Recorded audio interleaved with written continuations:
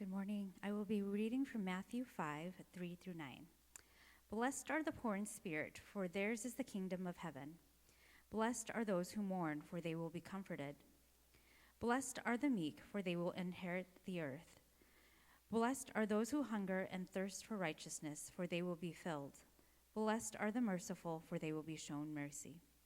Blessed are the pure in heart, for they will see God. Blessed are the peacemakers, for they will be called children of God.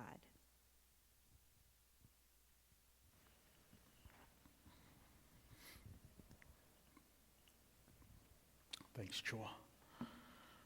So this morning we're kicking off a brand new series called Israel and Palestine, understanding the conflict through biblical themes. Now, you've probably heard something that's going on in the world, whether it's on your news headlines, newspaper headlines, if anyone still reads newspaper, maybe your social media threads. You might be hearing these headlines across wherever you get your news sources. And again, this conflict that's been happening between Israel and Palestine are two countries that are about the size of New Jersey. Now, the thing about New Jersey is that I don't know much about the East Coast, and so it just kind of gets lost in all those other states. But New Jersey compared to Minnesota is just a sliver of what Minnesota is. And so about 2 months ago, on October 7th, Hamas, a religious, political, and terrorist group from Palestine, launched a surprise attack on Israel, killing 1,200 Israelis. And soon after that, Israel declared war on Hamas.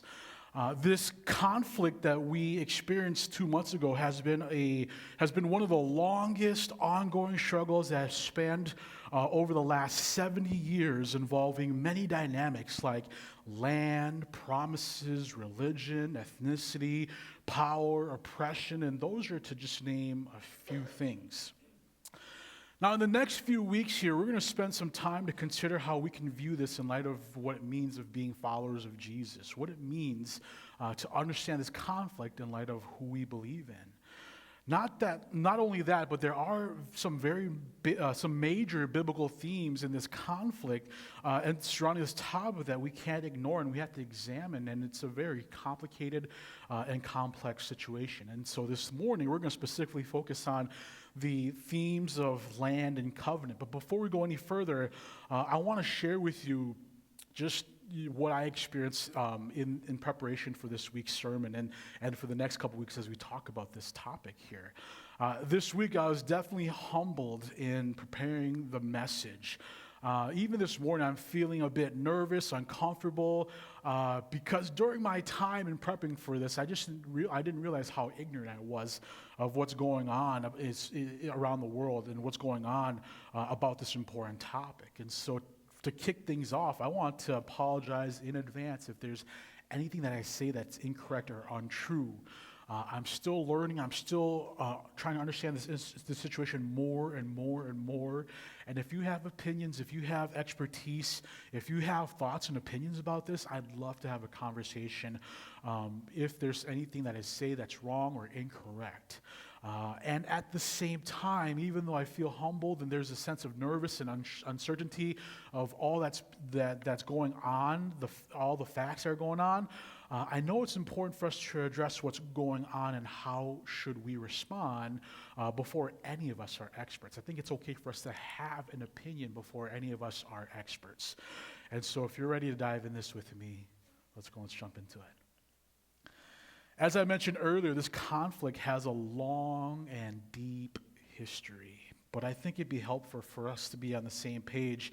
And so I'm going to give us a really broad understanding of the situation, just to give us a little bit of context of what's going on. And so Palestine and Israel, they were part of the Ottoman Empire, but after World War I, back in 1918, the British took control of Palestine. And there were plans to establish a Jewish national homeland in Palestine because throughout history, the Jewish people have faced persecution, but many Palestinian Arabs opposed it, concerned that it wasn't fair. Also, with many Arabs following Islam and many Jewish people following Judaism, religious difference have been a point of contention over the centuries. And so for hundreds and hundreds, maybe even thousands of years, there's been conflict because of the religious difference. And so prior to World War II, religious and political movements caused the flow of Jewish immigrants to move into Palestine. And the Holocaust during World War II fueled many more Jewish people to seek refuge in Palestine. After World War II, the United Nations approved to split Palestine into a Jewish and an Arab state. And to be completely honest with you, I didn't know this, but it wasn't until 1948 when Israel was officially declared as a country. And so in the map, you'll see in that very first picture to the left that prior to 1948, that was considered Palestine. There was no Israel on the map. And then there was a plan to split the parts of Palestine so that there was two different states. There was an Israel, there was a Palestine. And so Israel's in the white in that second to the left picture, and then the green spots are Palestine. And then there was some other wars that happened between 1949 and 1967, which made the Palestine lands much smaller. And then this is modern day. I forget how present the very last picture to the right is, but that's kind of what modern day Palestine and Israel looks like. And so before 1948, it was just Palestine. Then after 1948, when Israel was recognized as a country, again, we have Israel and Palestine. And so again, my ignorance, I always thought Israel was a country. Again, granted, I was born in the 80s, and so I've always known in Israel. Israel has always been on the maps that I've looked at. I've gone to church all my life, and so I've heard of Israel. So I just assumed that Israel was a country. But again, Israel is a much more newer country. And so following Israel's independence and recognition as a country, war immediately broke out protesting the move. And since then, there have been many wars in the area. And currently, again, this is what Israel and Palestine looks like. And so the orange is Israel. Palestine has the Gaza Strip. If we're moving from west to east, the Gaza Strip, that little strip there by the Mediterranean Sea next to Egypt, West Bank, and the Golan Heights. And so, again, that's what it currently looks like. And the current state and history of Israel and Palestine is that, again, it's just simply a long, well, not simply, but it's a long, complicated, and sad reality that has direct impact on them, but it also impacts us to one degree or another. Now, across our country, across the United States, unsurprisingly, everyone has an opinion. That's been the case for the last decade or two here. Everyone has opinion. Everyone has strong opinions about the complex situation. And generally, we've seen a trend in how this has negatively impacted others.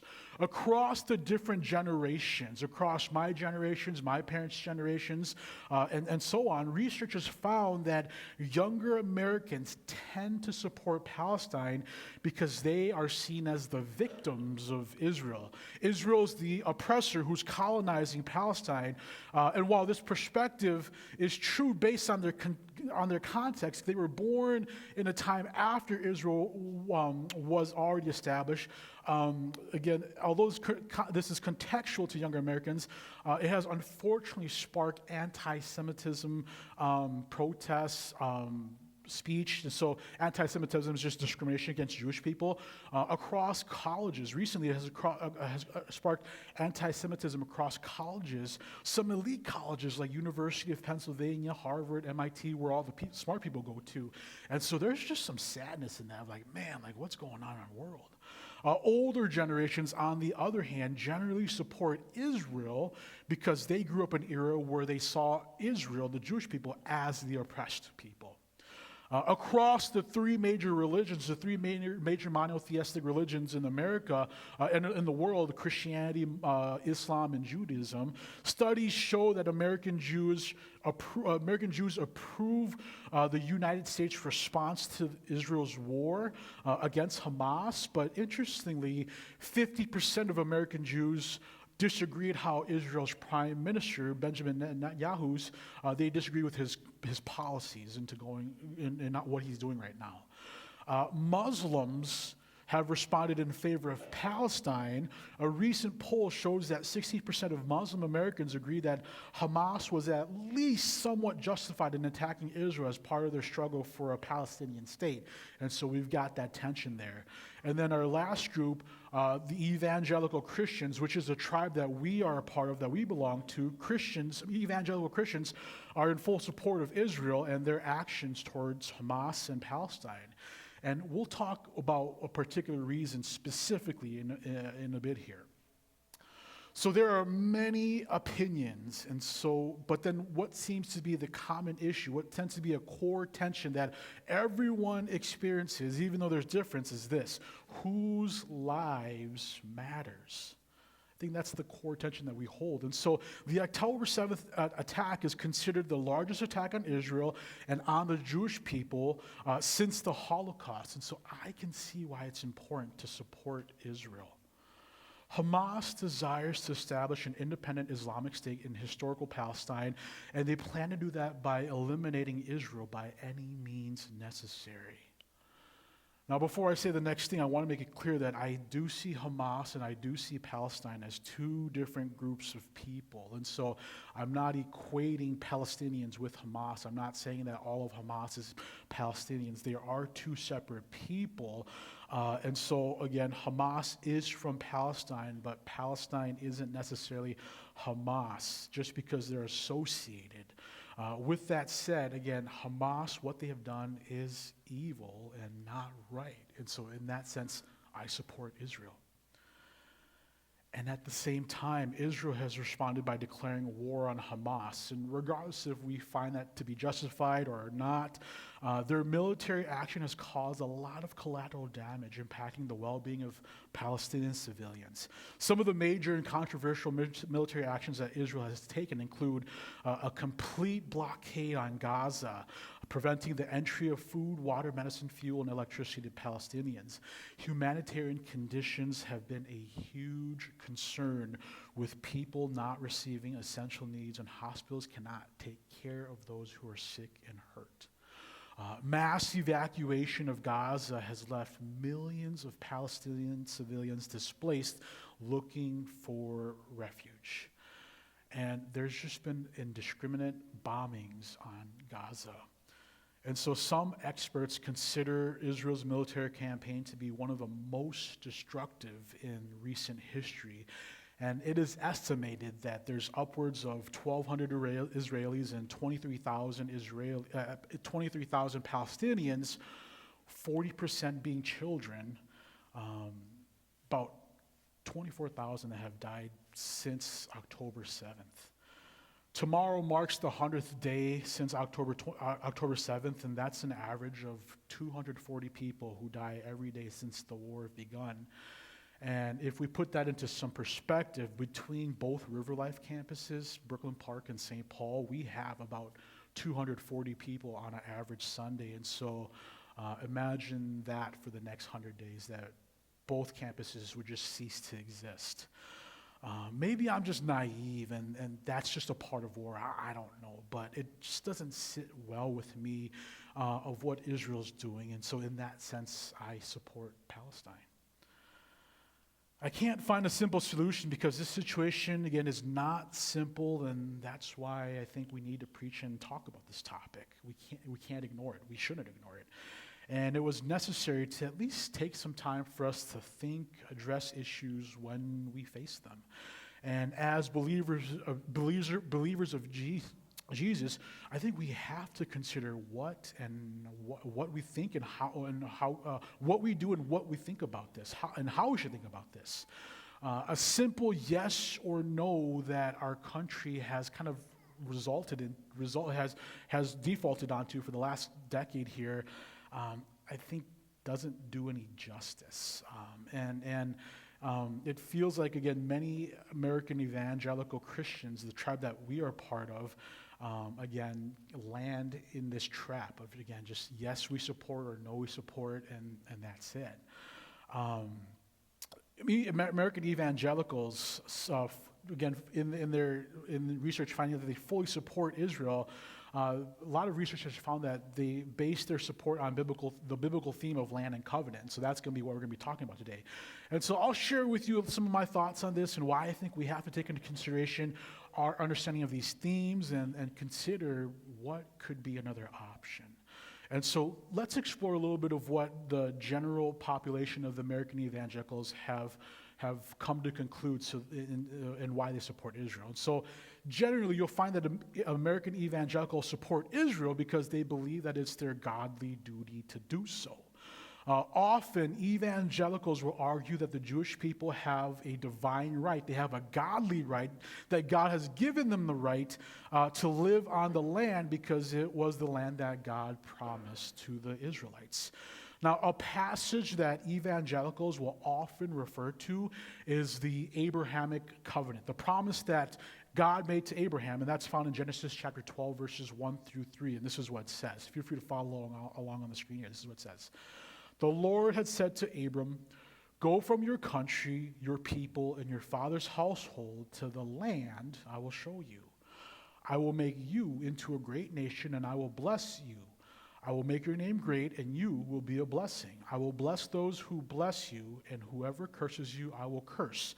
And all peoples on earth will be blessed through you." So generally, evangelicals believe that God's covenant, God's promise to give land to Abraham is the reason why we need to support Israel. And when I say we, I mean America. And it's essential, I say America and Christians, and it's essential that we support Israel because of verse 3, which says, this is God speaking, "I will bless those who bless you, and whoever curses you, I will curse." And so some American evangelicals have taken on the duty to support Israel no matter what they do so that they can be a recipient of God's blessing. A podcast that I often listen to whenever I'm trying to think about these things deeper is called Holy Post podcasts, and their podcasts on this particular episode reference how sometimes people think that blessing Israel is simply our lucky rabbit foot, that if we bless Israel, then we will somehow be blessed with blessings. I think there are three reasons why we have to unpack this a little bit more instead of simply accepting this literal interpretation. I don't think there's anything wrong with literally interpreting the Bible, but I think we have to unpack it a little bit more. And so the first reason is this: the Abrahamic covenant. This is an unconditional covenant that God makes with Israel. And I'll explain that a little bit more. The second reason I think we need to unpack this a little more is that I think those with a literal interpretation are just simply trying too hard to intervene with God's plan. And lastly, how do we understand other passages like Matthew chapter 5, verse 3 through 9, which Choi read earlier, when it comes to understanding God's blessing? And so let's dive into these three reasons. And so the first reason, again, this covenant about land is generally seen as an unconditional. Let's go to the first reason. This covenant, Abraham's covenant, the promise that God made with Abraham, this covenant is generally considered to be an unconditional agreement between God and Abraham. That just basically means that God promised Abraham he will give Abraham land, he will make Abraham a great nation, he will bless Abraham, he will make Abraham's name great, he will make Abraham a blessing, and in return, because it's unconditional, Abraham doesn't have to do anything. Now, if this was a conditional covenant, it means that in order for Abraham to receive all these things from God, he would have to do something on his end so that God would bless him. And so here's an example of a conditional covenant from Exodus chapter 19, verse 5, when God made a covenant with Moses. This is what God says to Moses. Now, if is really important because it's conditional. Now, Moses, if you obey me fully and keep my covenant, then out of all nations you will be my treasured possession. And so this is a conditional covenant that God made with Moses. If you obey me, then I will make you my treasured possession. Whereas in Abraham's covenant, there are no ifs. God says, I will, multiple times, that he will fulfill his promise with or without human influence on it. Which leads me to the second point. I think humanity is trying too hard to intervene with God's plan. All throughout history, we've seen this. A population of believers, a population of people often have a desire and sometimes almost an obsession to fulfill prophecy, and they think that it's their responsibility to fulfill prophecy so that Jesus can return. And while I admire their desire to see Jesus return so that Jesus can restore and redeem the earth here, some people believe literal things have to happen, and so that Jesus can return, so they do whatever they can to intervene. And while I believe that we're not supposed to just to sit on the sideline and wait till God does whatever he does, I believe we do have a part in God's plan. I don't think it's up to any of us to fulfill prophecy. And in fact, all throughout the New Testament, when Jesus was on earth, only Jesus has fulfilled prophecies, not humanity. Again, I'm not saying that we don't have a role and responsibility in doing God's work. We do, but I think evangelicals sometimes make themselves more important than they seem, particularly in this case when it comes to supporting Israel. It can feel like manipulation, and my concern is that our intervention might not help things. Instead, I think it might mess up things. Lastly, if we do take a literal interpretation that we have to bless Israel by supporting them in everything that we do, I think about interpretations of passages like Matthew chapter 5, verse 3 through 9, or the greatest commandment where Jesus tells his followers to love God and to love others. If we interpret Genesis chapter 12, verse 1 through 3 literally, I think we have to understand other passages about blessings literally too. And so let me read Matthew chapter 5, verse 9 for us again. This is what it says. If Genesis is all about blessings, Matthew chapter 5 is all about blessings as well too. Blessed are the poor in spirit, for theirs is the kingdom of heaven. Blessed are those who mourn, for they will be comforted. Blessed are the meek, for they will inherit the earth. Blessed are those who hunger and thirst for righteousness, for they will be filled. Blessed are the merciful, for they will be shown mercy. Blessed are the pure in heart, for they will see God. And blessed are the peacemakers, for they will be called children of God. Now, the Sermon on the Mount is one of Jesus' very first sermon that he preaches, telling us that we are blessed when we live a life completely different from what the world suggests. It's the poor in spirit who inherit the kingdom of heaven, who gets to see God's restored and redeemed state of where we live in. Instead of seeking how we should be blessed when we're the most prosperous people who live in the most prosperous country, should we be seeking to see what we're truly missing to make life meaningful? Jesus says those who mourn are comforted. The death toll is over 20,000, and you cannot, at least I cannot, not mourn about this conflict.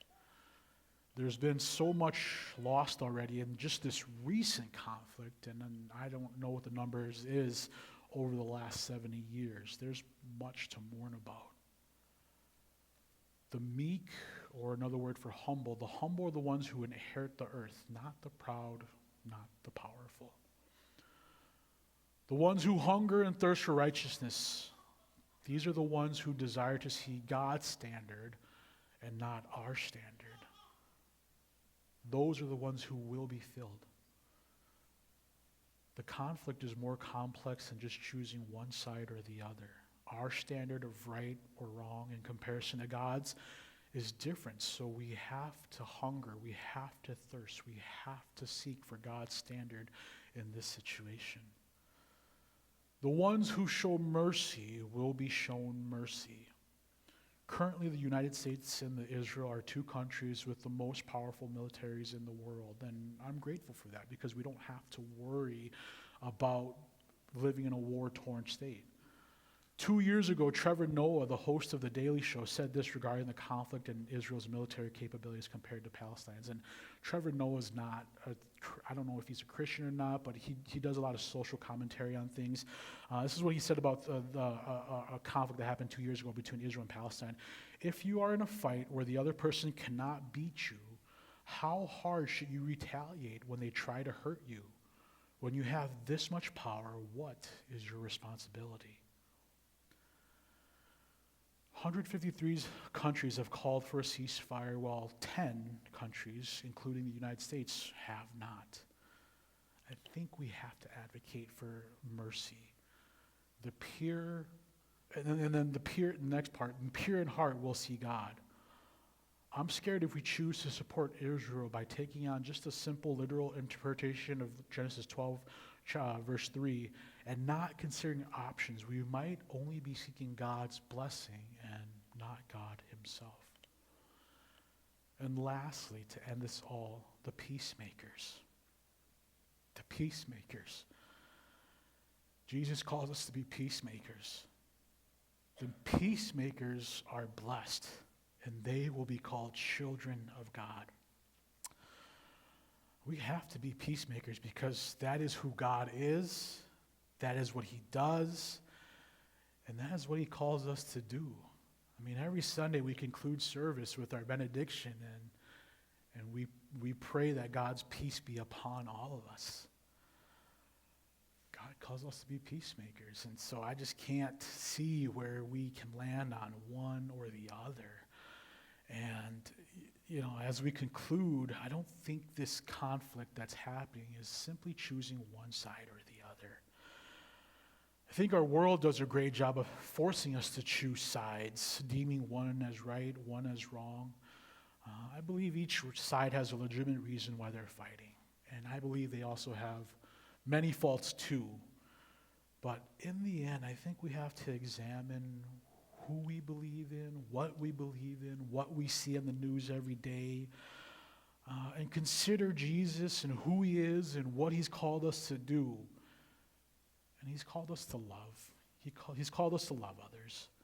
I think it's our job to love both the Israeli and the Palestinians. I think our love for the Israelis could look more than just supporting them in what they do. Love could be telling somebody, hey, you're doing something that you probably shouldn't be doing. And it equally could be said about the Palestinians, specifically Hamas. I think love protects life, and to deny one or the other life is ungodly. So I think the solution that at least I've landed is that I'm pro-Israel, I'm pro-Palestine, and more importantly, I'm just pro-peace, seeking God's peace that he's promised to all of us and to Israel and Palestine. Let me pray for us.